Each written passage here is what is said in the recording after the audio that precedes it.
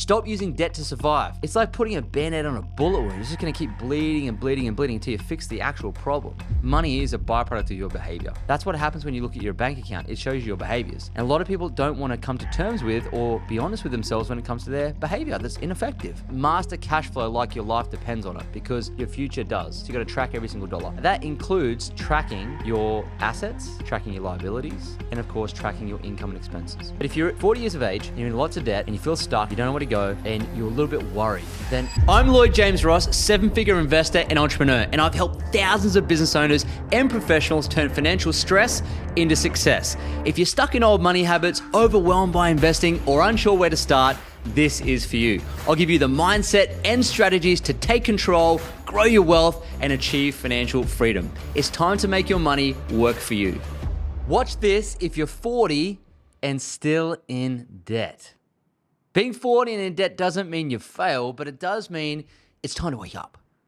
You got 20 to 25 years of working at least left in you, right?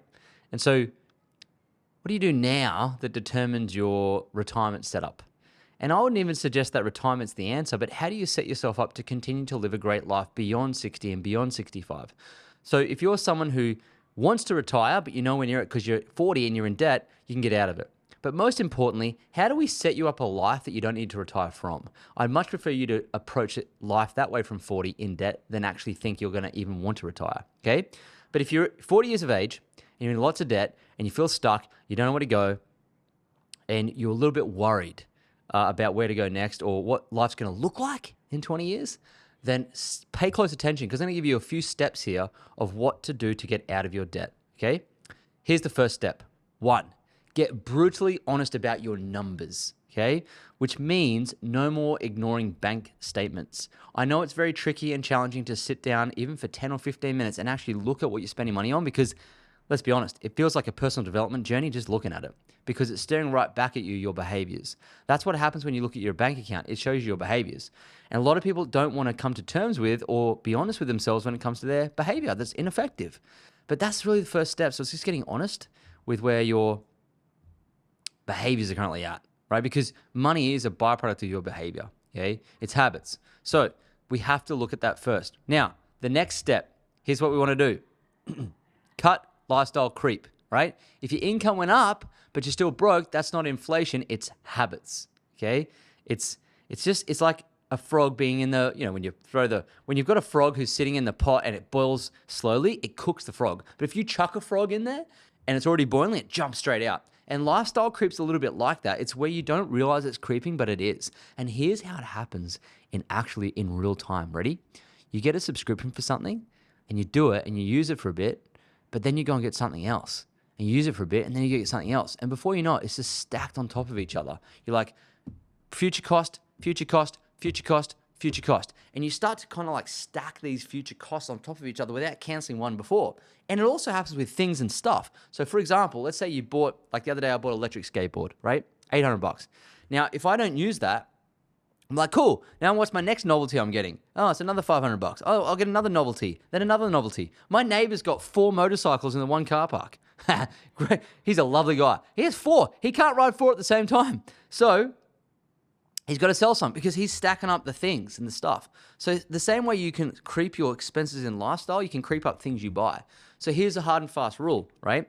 If you're going to get something, be it a new subscription or a new thing, sell or get rid of the one you've already got. Then get the new thing. And that's actually how you prevent lifestyle creep, okay? Question every expense, all right? Next step.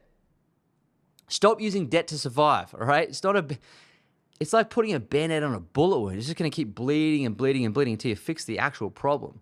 Now, the issue with debt is that I read a statistic the other day, it was very frightening, that a large percentage of people, certainly in the United States, are using Afterpay, like buy now, pay later, like Klarna, to buy their groceries. That's credit. That's debt. And they're using it literally to survive because that's how they're buying their groceries. So if you're someone who's buying the basics and you're using debt to do it, you've really just got to stop. How do you stop? You delete the apps. Does that make sense? You got to delete the thing that's causing you to do it.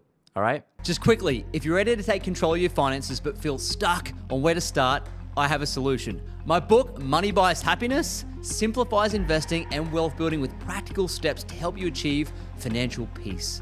Get your copy via the link in the show notes and let's get your money working for you. Now back to the episode.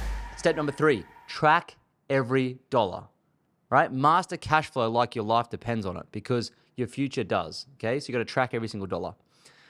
Now that includes tracking your assets, tracking your liabilities, and of course, tracking your income and expenses. Now, how you track every dollar is you master your cash flow like your life depends on it, right? Because your future definitely does. So here's what I've suggested. And I've suggested this in other episodes, but I don't know how many of you are doing it. So I want to explain it very briefly, but I'm challenging you to do it, okay? You need to go to your online bank, whatever it might be, ANZ, whatever bank you're with. All online banks have this feature. And you just want to download your last month's bank statement with a CSV file and upload it to Excel and just filter your expenses for the month, okay? And all you're trying to work out is, where's my money going? Where's every step going? Where's every dollar going?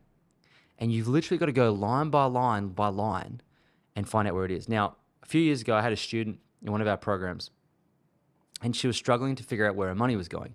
Now, I know that money doesn't just grow legs and go and wander off by itself. It goes where you send it. And so we went line by line and I noticed, she said, Lloyd, I've cut everything. I don't know what else to cut. There's nothing else on. I'm like, well, let's have a look. So she was open and coachable. We went down line by line. She downloaded it from her online bank and then just occasionally, Amazon, Uber Eats. Now, you may not think that's a lot, but a small hole can sink a big ship. It's the little tiny wounds that are inflicted, just that are inflicted bit by bit that start to help you. They make you bleed to death, okay? So you've really got to track the small ones over time. Does that make sense? Tracking the small ones will lead to big ones. My mum, she did a talk at our Become Time Rich book launch VIP event last night. She's awesome, my mum. And she says, look after the pennies and the pounds will follow, right? So that's what I mean at this point. Track every dollar. You don't need to do it forever, but you do need to do it to get ahead. It is a great habit to be in, and I want you to start today, okay? Next step. If you're 40 and in debt, here's the next step, okay? If you've got consumer-type debt, which is expensive debt, and typically it's run up on credit cards, what you really want to do is you want to pay it off quickly, and you can go and look at another episode I did called the 5 steps to paying off debt faster. But if you're 40 and you've got debt, you got to look at what kind of debt it is. So typically it's the expensive debt is credit card debt. And how you actually pay that off faster is you just go get another credit card for interest free and you use that to pay that off initially, give yourself a holiday period of interest. If you've done that or you can't do that, then what you got to do is look for things in your house to sell. And I've had students before in one of our programs sell their cars, downsize. They've sold certain things in their house to take the money quickly and pay it off faster. And I think it's like people are waiting for permission to pay off debt faster. You don't have to wait for permission. You just got to go sell things, okay? So that's the other step. If you've got consumer debt, sell things, get rid of it fast, and then make a hard and fast rule that you don't use credit cards anymore. So if you're someone that can't be trusted with a credit card, cut it up, okay? I've got a rule where we pay our credit card off every single month in full. Right now, our particular credit card is a charge card. It also has points attached to it, so it makes sense to have it, but we also are committed to paying it off every month in full, otherwise we can't use it again. All right? Now, what you definitely want to do is make sure habitually that if you actually can't afford it, just don't buy it. And you'll say things like, yeah, Lloyd, but I needed to do that. No, you didn't. You didn't need to. It's all entitlement. Okay, and I've done episodes on entitlement before. In fact, one specifically, go and watch that. But we do carry with us this sense of entitlement. We're entitled to these comforts of life, okay? But just because you're 40 doesn't mean that you are entitled to anything you didn't have when you were 20, okay? Age is irrelevant. If you want to get ahead financially, you have to shuffle off this coil of entitlement from your thinking, okay? Otherwise, you're just going to stay in debt. You're never going to get rid of it, all right? I did an episode on this show where I went and looked at it and we posted about what I would do to get out of this particular situation this couple was in. And one of my suggestions was sell the car and buy a moped. And someone came in the comments and goes, what am I supposed to do? Take my kids to school on a moped? I'm like, no, they take the bus. But like, see how like angry and angsty people get when you suggest they take bold action? Like, no, what am I supposed to do? Well, you got yourself in this predicament. So I'm just explaining to you what I would personally do to get out of it. You don't have to take it on board. You don't have to be coachable. I'm fine. My finances are good. But I'm trying to explain to you what I would do if. So if you're 40 and in debt, these are the things I would do if I was too.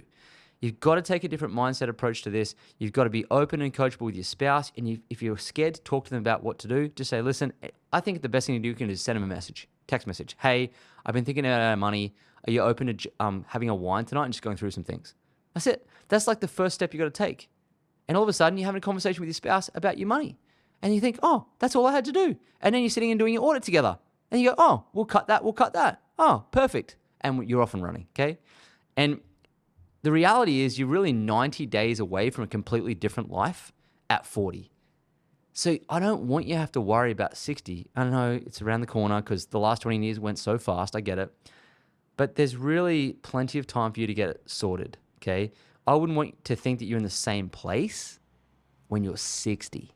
That would be a failure because right now, if you're listening to this or you're watching this, you're aware, which means now you can change it. But if you don't, and you come back in 20 years, we cannot blame anyone but you for that.